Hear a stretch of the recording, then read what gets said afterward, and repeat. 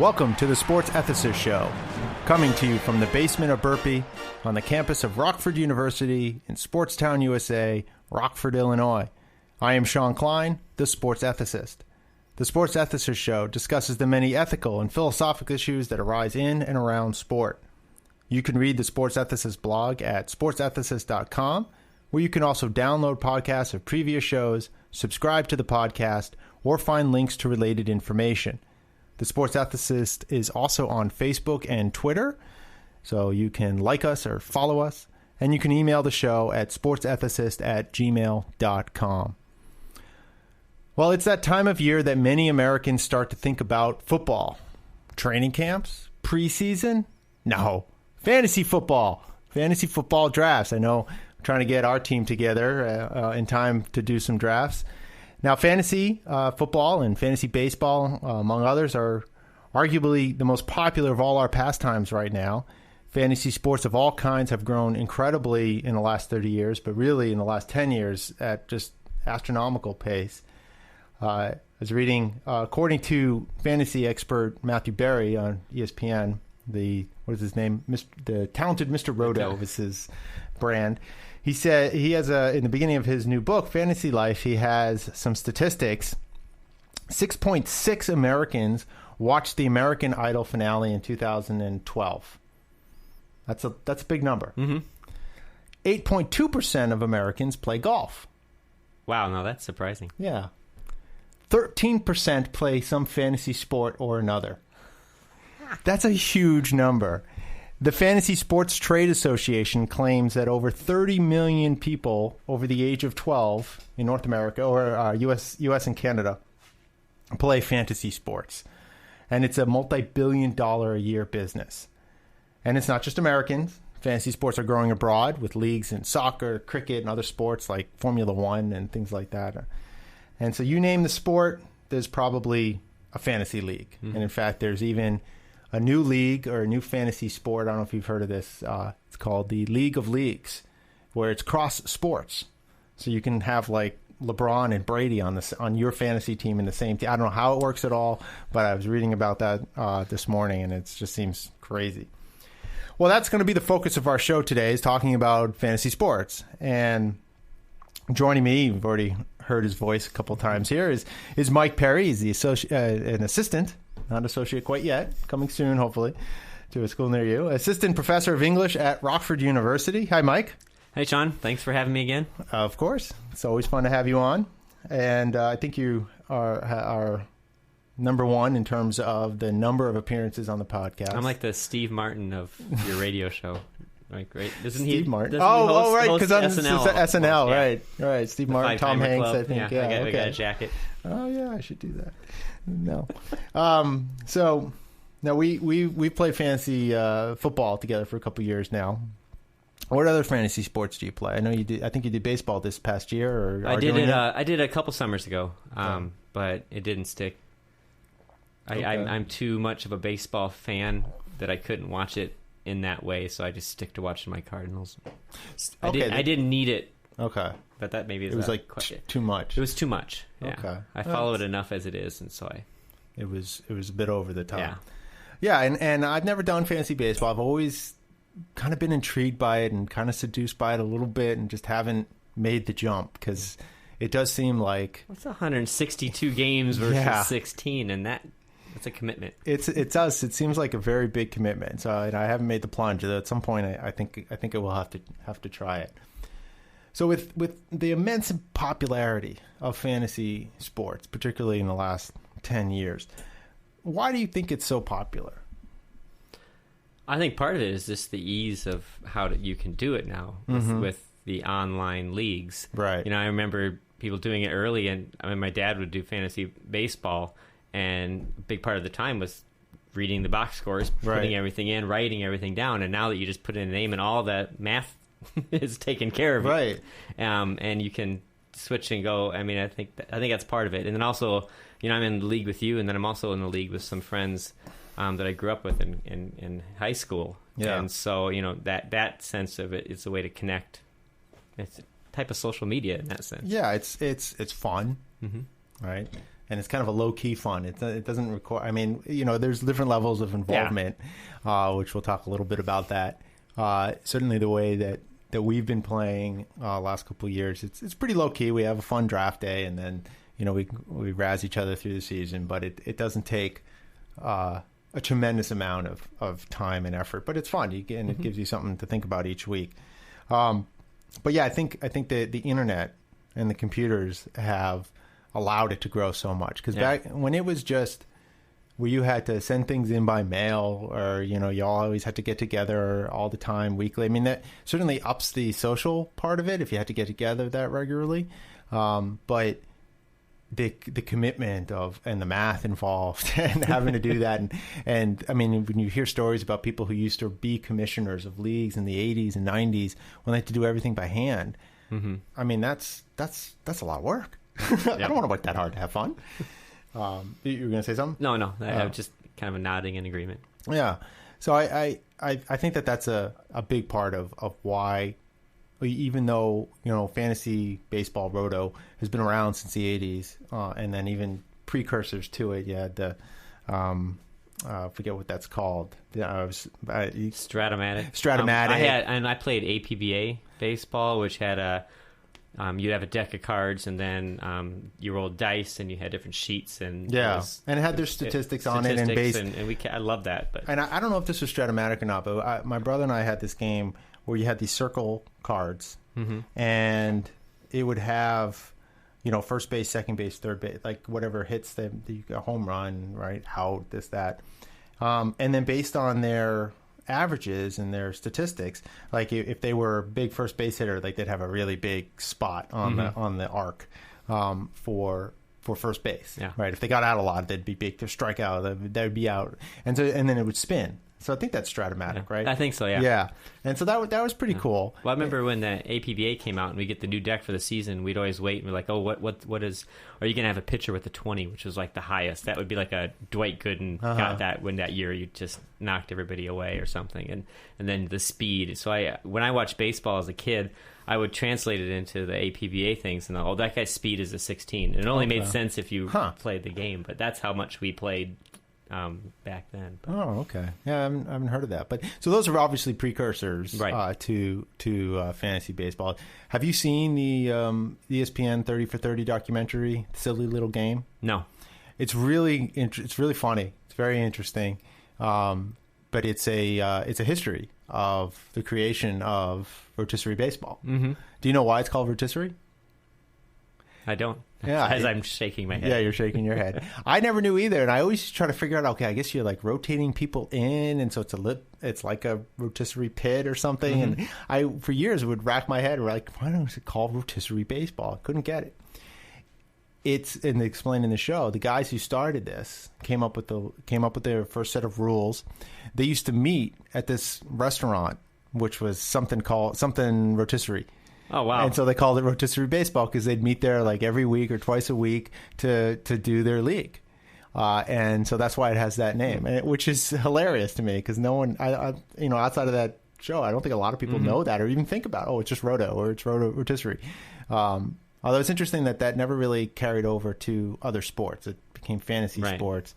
Part of that had to do, I think they mentioned that in the documentary, is that the guys who initially started were like, all these people are doing our thing. We're not making any money. So I think they tried to make people pay a license to use the term rotisserie. Oh, okay. And so people changed it to fantasy, and then they didn't have to pay a license.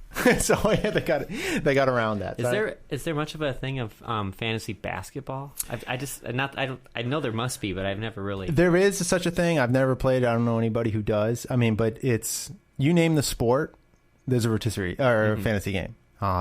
Soccer. I was thinking about doing soccer. I was mentioning to you before the show how I watched, the Premier League and trying to get into that. And now NBC Sports is going to be carrying all the matches. And so I'm like, this is my chance. I can really get into it. Because it's hard. If you're not watching the sport, it's hard to get into it. Right. And if you don't know the players, you can't really call yourself a fan. Right. I'm an aspiring Liverpool fan. I refuse to call myself a fan yet because I know Gerrard. That's it. I don't know really anybody else on the team. It's not fair. And so one of the things I was looking on a website and I said, there's EP, the Premier League Fantasy League. And so that would be a good way to get to know the players, and I don't have time for that. But so soccer, cricket, I guess, as I mentioned earlier, it's auto racing, all, you name the sport, there's fantasy games attached to it. Now, obviously, football and baseball are the biggest, without a doubt. But there are others, and then there's also fantasy games that are beyond sports. All right, there's something called Fantasy Congress, which I think it's just a real thing now. People willingly. That baffles me, But I know people that are really into politics, so I guess that's I don't know the rules. I didn't look at that because I don't know what's involved. Like, do you pick a politician and then what do you get points? Like if his bill gets passed, I don't know, or you lose points when he gets he has to apologize for some sexual dalliance. Nah. And then there's but that's a little probably like when you're growing up, you play like mock UN and things like that. Or I remember we had You played mock UN? Well, I never did, but in schools they would have it. Okay. One of the things we did in one of my classes, at a playground playing. Yeah, it's like, oh yeah, I'm Guatemala.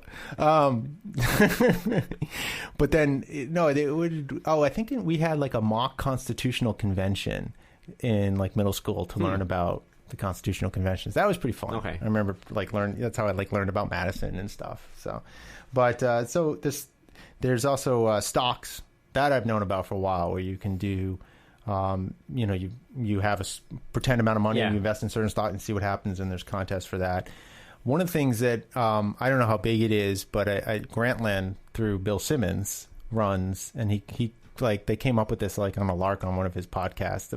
They have a reality TV show fantasy game, and so I guess you have like the Bachelor. I can see that where you pick somebody, and then I guess if they get picked or whatever, you win, and if they get kicked off, you lose, and so you have and I remember him talking on the podcast about or you could have like an Us Weekly thing, how many pitchers with a baby do they have? You get so many points for that. Well, now you're starting to sound like a drinking game. Yeah. Like how many times? Well, that's kind of what this all is, isn't it? Yeah.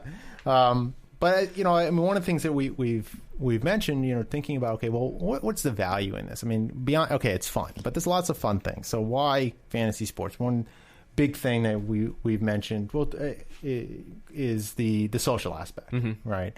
So last year's draft, and when we went to Starbucks, we sat around, we all had our computers out, and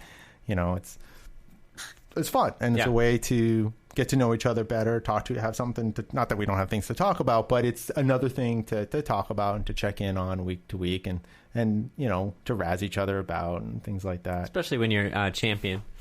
Did you win last year? I might have, yes. We should get a trophy. I think that's something that would make sense. You had to pass off. And... Yeah, we could make it like the Stanley Cup. You write your name on it and stuff. I think that would be fun, and I see that in different fantasy league games and stuff. People have that, and I think that would be fun. We should try to. It could be something really cheesy, like a pineapple or something. I don't know. So yeah, that social activity, the interaction with people, and you mentioned it's a way to keep in touch. Like you have this league with your old high school buddies, you said? Mm-hmm. Yeah. So I mean, that's a great thing. I had a league for a long time that I was connected to with my first job out of college, my first paying job out of college. We had a league that went on, even though most of us had moved on after a couple of years. Eventually that kind of fizzled. And then I had a league that I was in, and these are all football. In grad school, we had a league for a little bit, and that went on well after grad school, and all of us had gone on. But then eventually that fizzled too. So I don't have any of these like classic old leagues that have been going on. The one I'm in, I started just a year before us, so I'm fairly new to it. I was kind of dragged in kicking and I was dragged in very skeptical, and so why were you skeptical? Because I didn't want the game boiled down to statistics, and I thought just how silly that was. And I thought silly little game. And I thought, well, you just have guys, and then either they do good or not. But once I realized how much did an English teacher just say do good? No. Sorry. I really shouldn't call you out on that. Yeah, that's good. I'll delete that. I just did that to see if you would catch it. Oh, I see. And Now I lost my train of thought. I'm sorry. I thought. Oh, yeah, you were saying why you were skeptical. I was skeptical because I thought of it as it's this kind of passive thing where you pick a team, and at the end of the season, however randomly it plays out.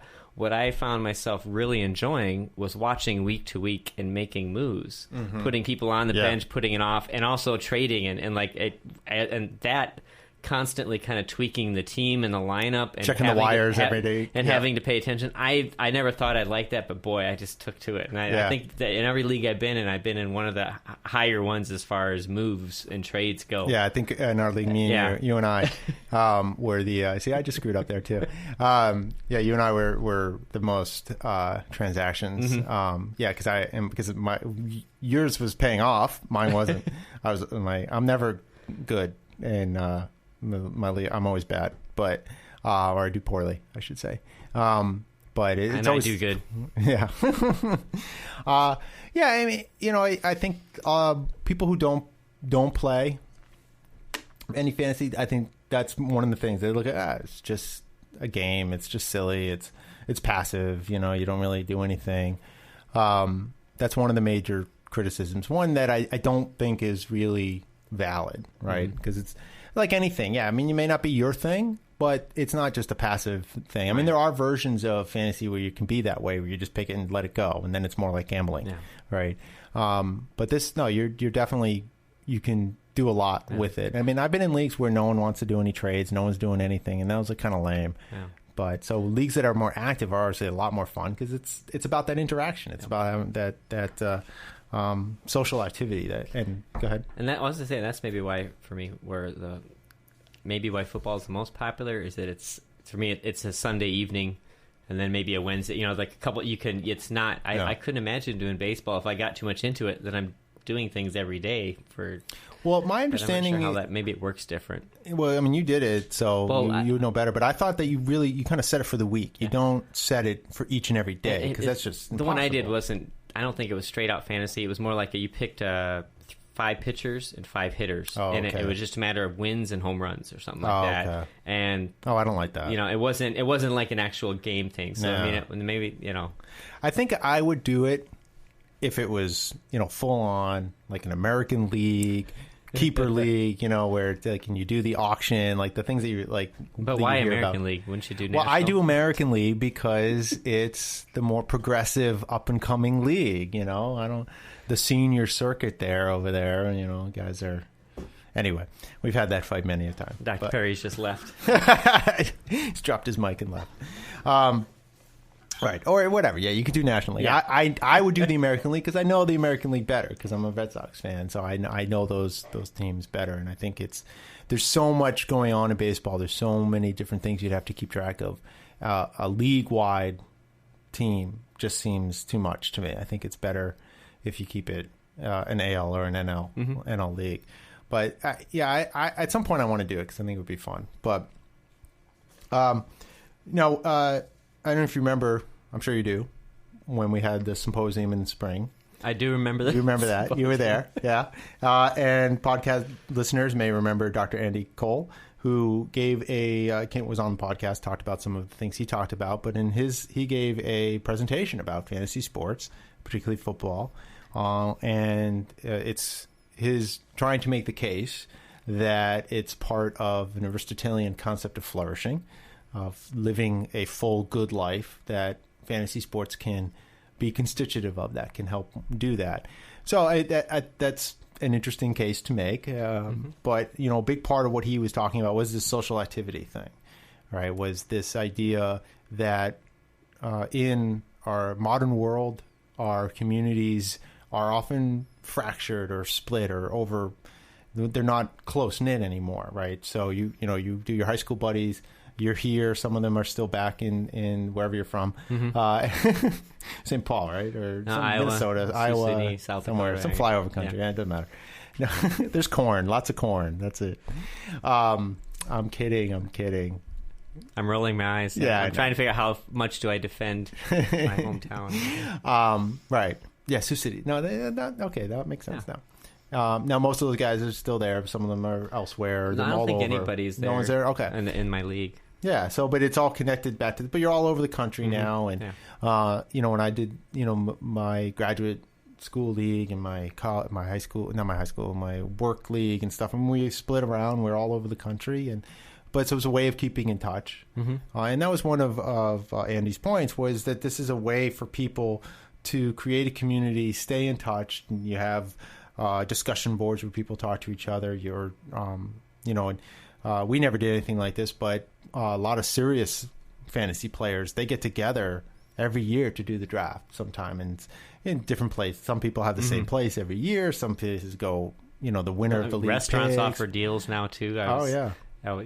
Yeah, if you tilted kilt, you get a tilted kilt girl as your commissioner for your draft. They have a big sign out front that says that. So, hey, I should get paid for a commercial for that, huh? Yeah, and then something like 20% off wings and stuff. So a lot of places. I know want Buffalo you to come Wild in. Wings mentioned that to me this summer.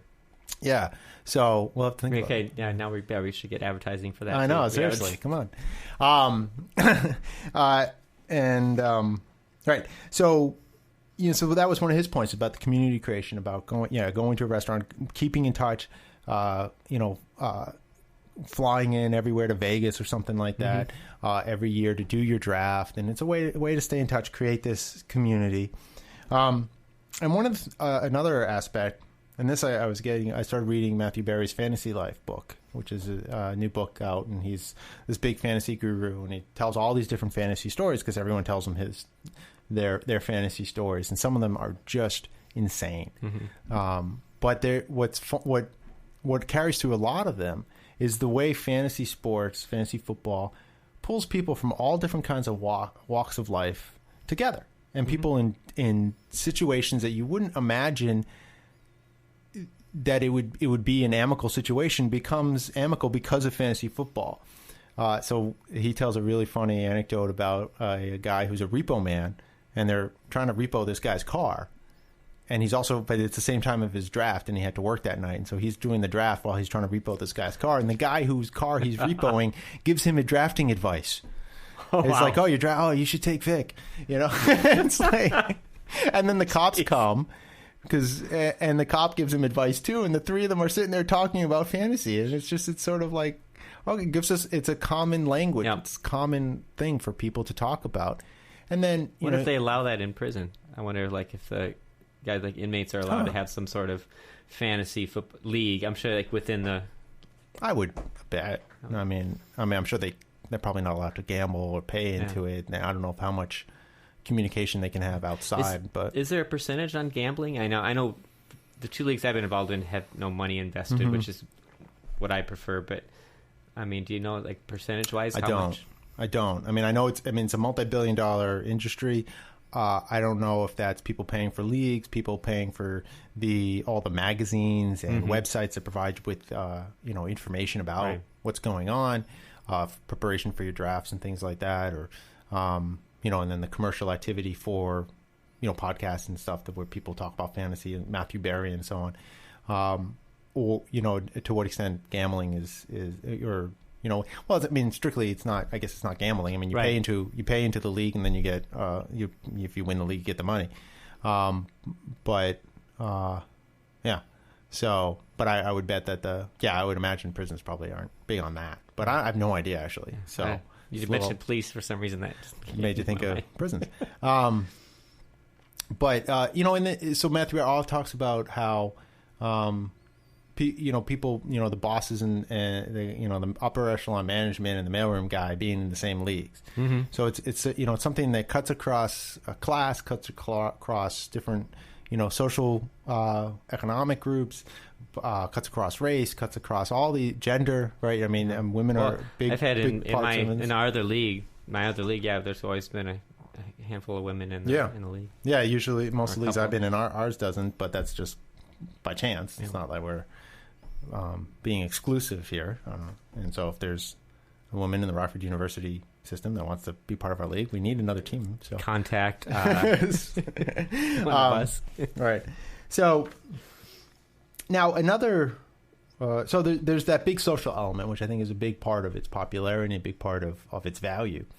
One of the other things that both Matthew Berry and Dr. Cole in his talk talked about was, and other people too, was the, I guess, the epistemic value, the value that of sharpening your skills. You're thinking about bargaining, right? I mean, so you have to figure out how to make a good trade, right?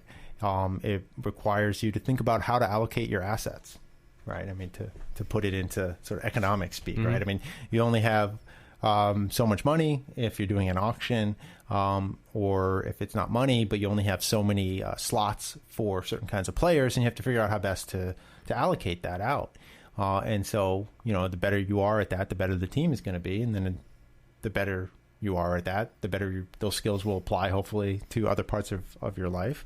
You have to plan, right? So you have to have some longer term thinking. Okay, well, if I do this now, I also got to think, okay, well, or when you're drafting, this is something people always make this mistake in drafting, where you end up, okay, you need to get 2 quarterbacks.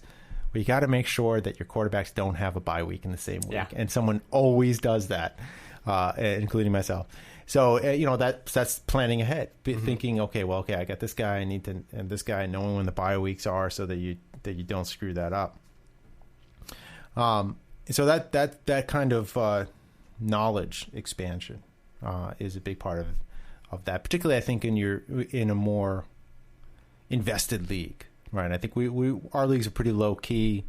I don't know if I've seen that sort of personal gain in playing fantasy sports personally, in terms of acquiring those skills. But I could see that if it was a more intense league. Yeah. Do you see what I mean? Yeah, I do. I mean, I think it's. I don't know. I would maybe think that those who are drawn to it have that skill and put it to use. I'm not sure if it would be as much of a place where someone went to learn that skill. I don't know if that makes sense. No, absolutely. Yeah, I would bet there's a self-selection there, that if you are, or the more active ones are the ones that are. Yeah. No, I think you're right. At the same time, right, these are skills, they're virtues, they require practice. Yeah. Right? Things, and so this is one of Dr. Cole's points, was not so much maybe whether it gives you this or not, but that it gives you an opportunity to practice out these skill sets that maybe in other types of, depending on your job, your career, what you do, you might not have as much an opportunity, even if you already have that. So it's not just you have it or you don't. So it does need to be worked on and practiced. The other epistemic value, I guess, that I see is, and I mentioned this earlier about wanting to play soccer fantasy football. I guess it still would be fantasy football, right, if it's soccer. Was to learn about the league, to learn the players, to learn which players are good, which ones aren't as good, or the ways in which the different players, what skill set. Oh, this guy is faster. This guy has more. He's a good. He can. He's a better passer, that kind of thing, right? Or in baseball, he's a good defensive player, not as good offensively, or he's a good offensive catcher. Knowing those kinds of things allow you to learn about the game in a way that just passively watching it, you're not going to learn as much. And so I think there's definitely a value there, a great way to learn about the game by playing fantasy, and gives you a rooting interest in almost any game. Well, I mean, to plug Buffalo Wild Wings again, I go there in the season with my boys sometimes on a Sunday afternoon, and we'll sit there, and all the different games will be on, and almost every screen there's something that I can kind of connect to, and we figure out which ones we got. Okay, you got to watch this player, you got to see if he does, Right. So it does add a different. Yeah, and so that makes it, it adds to the enjoyment of watching games across the league. But also, you learn about those other teams. I mean, just, okay, so I know more about the Red Sox than I do any of the other baseball teams. I don't know that much. I mean, I'm a hardcore fan, but I'm not that hardcore. Right? You're kind of hardcore. I'm hardcore. My rooting interest, my knowledge level. Like I probably couldn't tell you the full lineup right now off the top of my head. Oh, okay. I could probably do most of it. I certainly couldn't give you the whole roster. Okay. So that's and I certainly don't know the batting averages and things like that of the key players. I can tell you that Matt Carpenter is second in the NL in batting, and I'll stop right now. Right. But I mean, part of that is just the way that I came to rooting in sports and things like that. I mean, I'm focused on the team and the team as a whole and the team doing well, winning, and less so on any particular player and less so on any particular statistics. So but I've learned, but in football, similarly as well, I know more about other teams because of fantasy. I wouldn't necessarily know about other teams beyond the Patriots, without that, and even stuff about my own team. Although I tried not to draft too many of my own players, the teams I root for, just because it's. Although every year I go a little bit differently on that. Right? I don't know what your theory on that is, because part of me feels like, okay, well, if I have like mostly Patriots and then the Patriots win, then my fantasy team does well. All right, but if my Patriots lose, then my fantasy team loses, and it's just double down even worse. Yeah, the first time I did it, I had a team full of Steelers because I just figured that's how you did it. And I think I picked Ben Roethlisberger as my first choice, and everybody looked at me like I was nuts. Yeah, we did. And then I picked a kicker. I picked a kicker in the first round, and somebody said, "What in the world?" Wow. So there's a learning curve to figure that out too. But once I realized that it's maybe more fun to not have players on my team. That way, if they do good, then great. If they don't, well, I got right. So. It's sort of like a what do they call that? A booty prize or a booby prize? I don't know. What do you call it? Booty? Whatever. It doesn't sound right. But no, whatever. I don't know, a miscongeniality type prize. Right. So one team, your team loses, and then it's sort of still can't think of the damn word. Consolation prize. Okay, at least my fantasy did all right. Yeah. But one thing that I stick by is that I do not draft certain players from certain teams. Like I won't, because there's just guys I refuse to root for.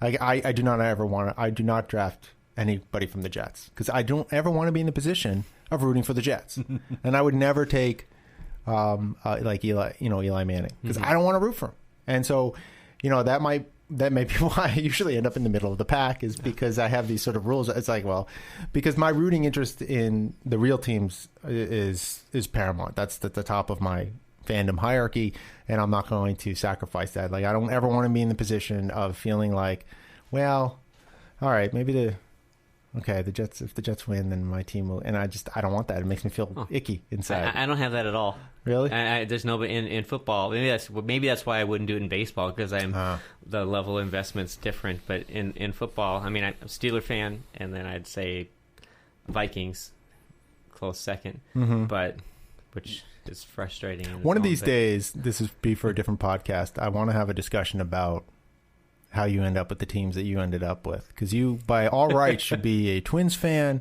and a Vikings fan, but you're not, and that disturbs me deeply. But that's a different conversation. Right, and so that we can talk more about those sort of things. But yeah, I mean, because I want to be a fan. I love being a fan. I like being a fan of the Boston sports. That's why I'm an aspiring Liverpool fan, is because they're owned by the same ownership as the Red Sox. And so, that's all wrapped up into it. And so my fantasy is secondary to that. And I mean, it's a lot of fun, but I just don't want to root for Sanchez, right? I mean, it's going to be hard enough for me if Tebow makes the Patriots team to, not that he'll ever get on the field, but to be like excited about, and he's not going to make the team. If he does, he's not going to get on the field. He's going to be a star. Oh God, he's awful. He went 1 for 7 for like negative yards the other night. I mean, I posted on my Facebook. I said, this is all part of Belichick's mad genius to get rid of Tebow mania. Just play him in preseason a whole bunch. I mean, he's played like... He's going to be a star. He's not going to be a star. I can't talk about it. This would be pushing buttons. Right, but I mean, so it's the same thing in fantasy. There's some guys I don't want to root for.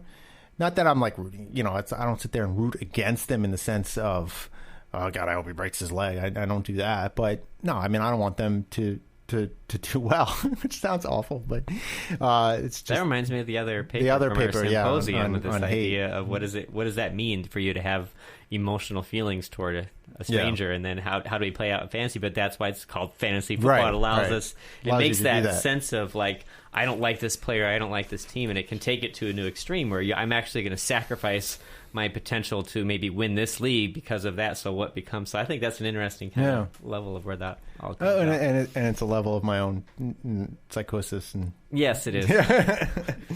But you're not alone in that. No, not by any stretch. And I think I'm pretty moderate. And as a philosopher of sport and an ethicist, I try to pay attention to the things that those kinds of issues about. Well, I don't want to hate. Mm-hmm. I thought her talk was good in that regard, right? And we talked about that, and talked about on the podcast how I mean that to hate somebody is just that's too emotionally charged. But I am not going to root for Eli Manning, and I don't want the Giants to win. And anything, as I think I sent this into a text to you once, right? My rooting hierarchy, right? It's yes. Red Sox, anyone playing the Yankees. And then that's it. It just kind of falls off. But right, so I always want I'm just the Patriot. Whereas I'll pull for the Cubs if the Cardinals don't finish first, and no one quite understands that. But it's because it's wrong. That's just wrong. I would never root for a team in my division, even if my team wasn't in it. Just no, not going to happen. Getting a little off fantasy yes, sport. We are. But that's okay. So I think that those sort of three values or positives of fantasy sport. You have the knowledge aspect of learning about the sport, learning about the players, the statistics, the rules of the game. What does the statistic measure? Why is it important? You learn those things by playing in fantasy. And then there's the skill sets of sharpening your negotiation, your planning skills, your knowledge acquisition, right? Going through the draft magazines and learning about all the players, right? That there's a skill to that, and practicing those epistemic skill sets, which contribute, I think, to overall quality of your character. And then the social aspect of it, the social activity of interacting with friends, coworkers, other people, and that community creation. Those are, I think, very strong positives for the value of fantasy sport. Mm-hmm. Now, what about some of the negatives? What about some of the problems? Now, you mentioned your early skepticism in it, that you thought it might be too passive, right? Mm-hmm. And I think some people see it that way, but as I said, I don't think that's really valid, because once you do it, you realize it's not. If anything, it's one of the problems is that it's too not passive. Too not passive. And people can be very obsessive about it. Do you know anybody who's in fantasy team personally that's just like super upset? I personally don't. I don't. Yeah, maybe it's just because we're academics and so all our friends are lame, but including us. But. I think that for me, the problem would be, or the reason I was skeptical was I didn't want it to take over the actual game itself. And like where I'm watching a game and say, oh my gosh, I don't care what happens here as long as my running back gets 50 yards. Right. I like to think of like if I'm not invested in what team, I hope I'm still watching it for the sake of the game, because I love watching the game. And then afterwards, what are the stats and how does that play out? So I a clear line between the two, but I would and I think that was maybe my skepticism, where somebody's like, "Oh, I don't care who wins. I just want my guy to do good." Right. But it gives you another type of view. I shouldn't say one's right or the other, but for me, that's why I was skeptical. Yeah, that's a different kind of fandom. I think you're right, probably, to try to take a step back from that and not be too hypercritical of that kind of fan. I will. No, I have issues with that kind of fan, but I can understand that as a kind of fandom. But one of the things that I've noticed and we've talked about this a couple times, but that there does seem to be something of a generational difference, that like those kids today, the students today that I've talked to when I talk about sports, a lot of them, I don't know if it's even a majority, maybe a plurality, but a lot of them are so much more focused on individual players than they are on any particular team. and so because one of the things I do in the start of my sports ethics class is when we talk about fandom, is what teams are you a fan of? And someone goes, well, I'm not really a fan of any team, but I like Randy Moss, or LeBron. I'm a fan of LeBron. So they're not a Cleveland Cavaliers fan. They're not a Miami Heat fan. They're a fan of LeBron. So they were a Cleveland fan, then they moved. Same with like people that were Randy Moss fans. They were Viking fans, and they're Patriot fans, and then they're San Francisco fans, whatever. I saw him on one of the preseason doing one of the analysts, Randy Moss. I don't know, did you see that? No, I did not. Yeah, I don't know if they're going to hire him full time.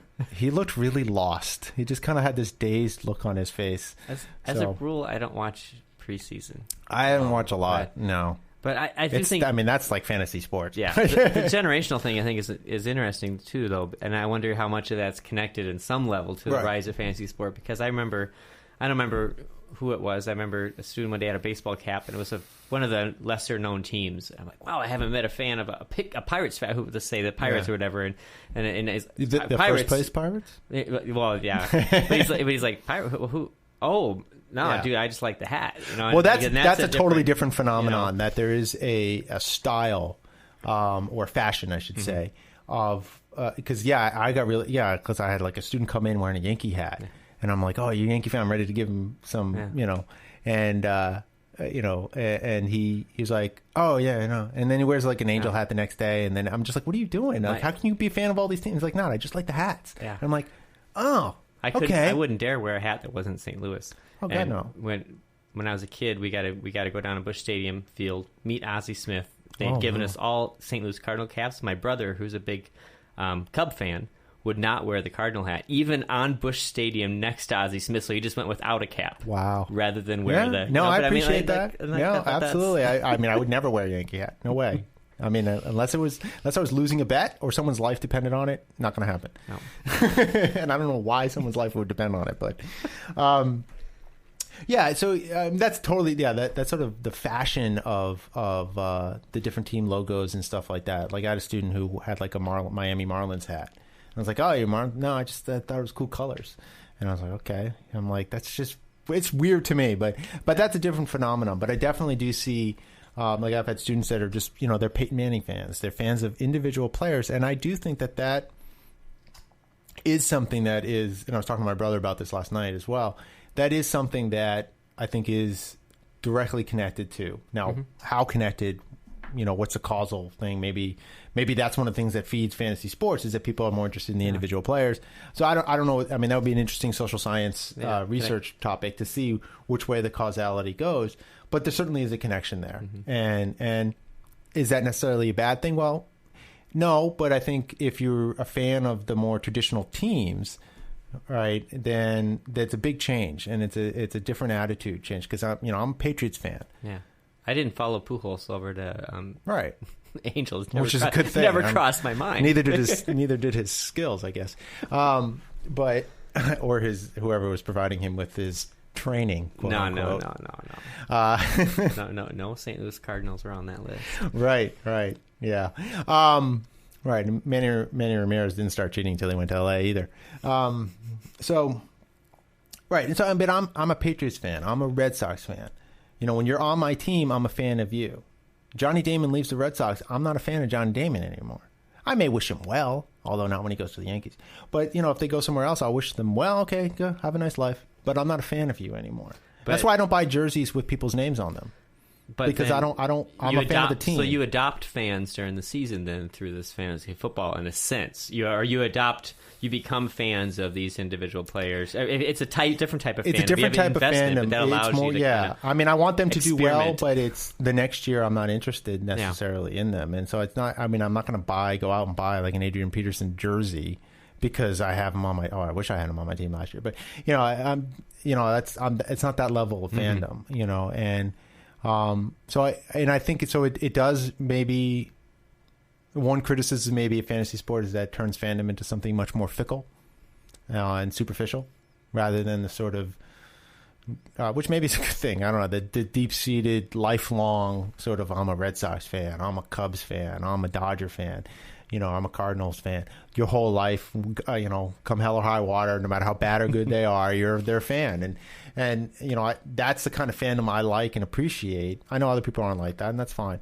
But I do think fantasy breaks that down a little bit because you do become more disjointed. And maybe that's fine, but I do think that if you value that sort of team loyalty aspect of fandom, you're not going to get that as much if your primary fandom is coming through fantasy. Yeah. And I think that's a potential. On the other hand, if you're a fan of a team that's not often or ever in a position, then maybe this gives you at least a chance to have some sort of sense of, I won. Yeah. If you're watching it and, you know what team I'm thinking of. Yeah. Hey, this is ironic. I just got a text from the guy who used to run my graduate school team, inviting me to his fantasy team. There you go. Look at that. That's a riot.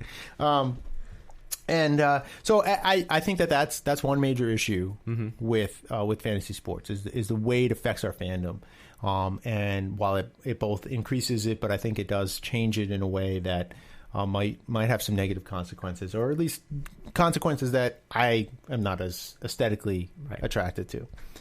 Another thing, and this I was thinking of this, and also my brother mentioned it to me, was that one of the things, particularly I think in football, fantasy football, is that the team win, and you mentioned this too, right? The team win is not as important as the stats.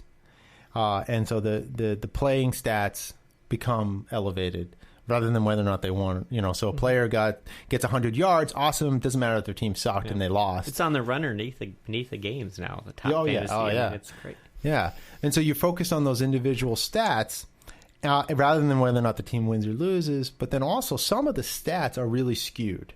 And they're skewed obviously towards more offensive sides of the game, particularly in football. There's to the point that most leagues don't even have a differentiation of you have a defense. Yep. You don't have a player. I mean, some leagues allow you to do that. You can get different.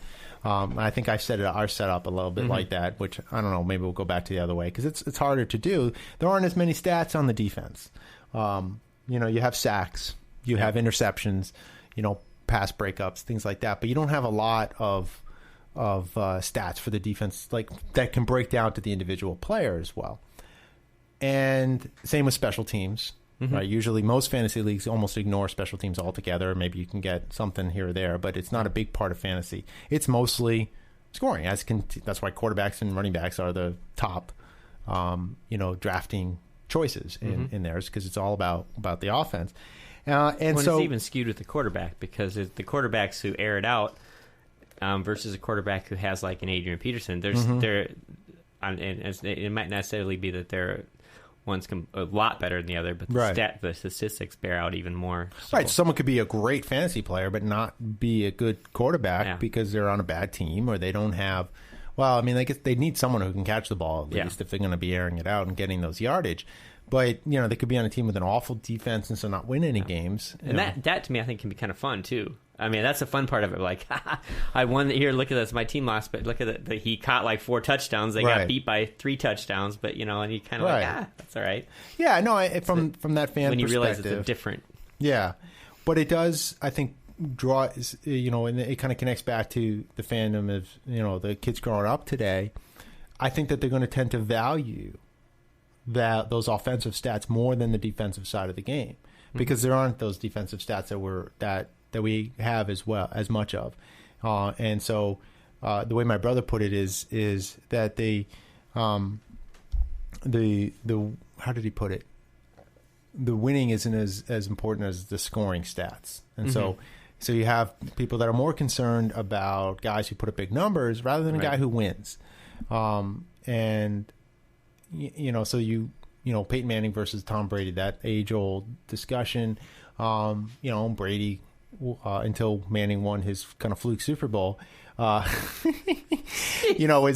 was Manning and Brady. Manning had all the numbers, and Brady had all the championships. Kind of like, and it was a similar debate to Montana and Marino back in the '80s. And Marino had all the numbers, Montana had the championships.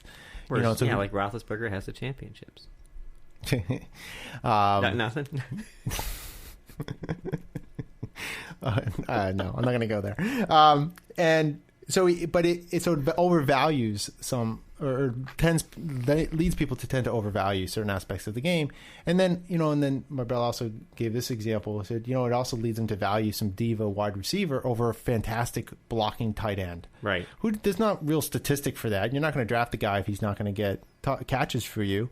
But he could be extremely important to your team's offense because the blocking that he does, so the route running that a guy does, but he doesn't necessarily catch the ball, but he runs such good routes that he keeps the defense off base and things like that. Maybe that's where it can go. I mean, create a complex of enough program that could track blocks, that could track opening lanes, and I mean, you'd really have to. Yeah, I don't know how you would, but nothing's as clear as a touchdown. Yeah. And so, so it's natural that it's going to be more towards the scoring stats, the offensive stats. But I'd be curious how much. Baseball is still going to be skewed towards home runs, strikeouts, right?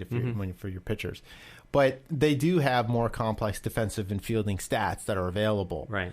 And I think that probably evens out a little bit more in baseball. So maybe this isn't as big a problem in baseball because you'd be more willing to draft a shortstop that is defensively very strong, but maybe not that great offensively because of those defensive stats that he has. I would imagine in base. I'm just speculating. Probably not worth it. But the pitcher is pretty much the defense mostly. I'm not sure how you judge. Yeah, I don't know if they haven't played. Yeah, but I think that would be interesting to see if it's a similar. Like you pick a pitchers and then you have like defense like you do in football. You pick. I don't think you do though. No, I think you definitely. Well, I don't want to say definitely because I don't know for sure. Well, but we should probably look into that. Yeah, yeah. Well, yeah. Yeah. Zombie team. Yeah. You want to talk about that? I want to talk about that. I think that's interesting. Yeah. So kind of shifting gears then. But let me just sum up the sort of the criticisms. All right. So there's the shift from team loyalty to individual player focused, and whether that's how positive that is or not, but that's a concern. The focus of scoring stats over winning itself. And then one of the things that we didn't really talk about is the obsessive behavior of people who, miss weddings and stuff like that because of their draft. And Matthew Berry in his book has some hilarious stories. Guys doing missions in Iraq and coming back, and doing their draft while they're being bombed and things like that. It's like, oh my, that's a bit crazy, and just, people planning life events around making sure that it's not around their fantasy draft and stuff. I know people that, if you get married in Nebraska, you plan it around the Cornhuskers. Right. No one would come. Yeah. Yeah. But that's a little crazy, but when you get to fantasy, seems even more crazy. It's like, you guys don't have to have the draft that day. It's made up. You can have the draft any day you want. But some guys, there's some leagues are tradition and ritual is important. Yeah, I get that. But if your daughter has her birthday that day, maybe you should move the draft, not your daughter's birthday, which is one of the stories that he tells. They didn't do that. So it's hilarious stories about people and their crazy obsessive behavior when it comes to fantasy. And I'm sure it's ruined some people's relationships and things like that. And so, but that's more a matter of people's own obsessive behaviors anyway, right? If it's not fantasy, it's probably something else. So, but that could also lead us back into one of the positives, learning to control obsessive behavior, learning to balance values in your life. Okay, this is important, but how important is it? What other things are more important? Mm-hmm. That, learning to balance those things is an important life skill. And so that could, playing fantasy could be a good object lesson when you fail at it.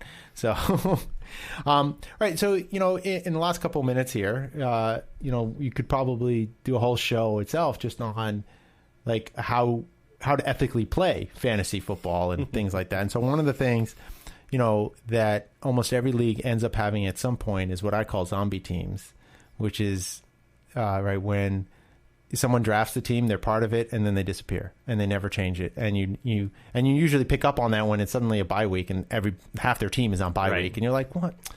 So what do you think about that? Well, I'll take the W, but but at some point, it gets frustrating. I guess Yeah, I know we had one last season in my other league, but it was nice that somebody else took it over. Yeah. And so that works out. Because there is something. It's like anything. If you show up to play 2-on-2 basketball and one of the people there is not really wanting to play, it's just not going to be that fun, right? Or whatever. You just. Well, and it's so part of it is okay. Well, don't do the league if you're not going to do it. Right. But they may have wanted to. What really bothers me is not the person who's maybe lackluster about their interest in it and finds they're not into it. Okay, that's going to happen. You won't be in the league next year.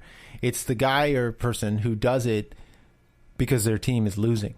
Right. And so they're 0-3 and 4 or whatever. They're halfway through the season. They realize they're not going to win and they just bail. That's why I would never do one of the random ones. You just do it because I'm sure that happens. Oh, yeah. Because there's no investment. There's no community relation. But even if you're in a league, I think where that starts to happen, it doesn't fit with me because I don't. It'd be like quitting, and I'm like, if you don't like it. But if you're going to I think the etiquette would be like, look, I'm losing time for this. I don't have time for this. Does anybody know someone else who might want to take over this? Right. And I mean, there's a way to do that. Yeah, you sell your team, so to speak. Yeah. Right. Yeah, absolutely. That's the way to go if you just can't do it anymore. But just to zombie the team is, it's, we can make too big a deal out of this, but I do think it's a violation of trust. It's a violation of friendship that we've committed to each other to play this game out. And you're a spoil sport. Oh. It's like taking your ball and going home because you're losing. Yeah. And if it does happen, surprisingly, then it's like, oh, crap, what happened to Shawn? Every once in a while things will have something major comes up, and you're like, something major came up because they didn't switch out their quarterback on bye week. Their quarterback is on bye week, or their quarterback. Didn't that guy get hurt in week 2? It's week 4. He's still playing. Yeah, and related to that, of course, is our teams when they are losing, and then they just start to make really bad trades to get rid of players and helping another guy win in the league, and that's tantamount to cheating. That's better though than being a zombie team, I think, because look, cheating, you still have some investment in the game. If you're a spoil sport, you've undermined the whole game itself. I know one league I was in, and I was in the bottom part, so I didn't necessarily do that with anybody else, but I did allow myself to play a bit more, like, let's give this quarterback a try, see, roll the dice, play around with some of that kind of stuff. So there's definitely things you can do, and just, or at least give the minimum attention to it, that you can at least set your roster for the week so that it's not, maybe you're not going out of your way to try to do a lot, but it take more than 5 minutes to make sure, okay, none of the guys are on bye week, none of the guys are on injured reserve, and take care of business. That's just what I think you owe your friends in a league. So I think it's a sign of a bad character if you do that. So that's pretty harsh, but I feel strongly about that. All right, well, that's about all the time we have. So this has been the Sports Ethicist Show. You can find us at sportsethicist.com, Facebook and Twitter, and you can email the show at sportsethicist@gmail.com. We'd love to hear from you. Thanks for listening.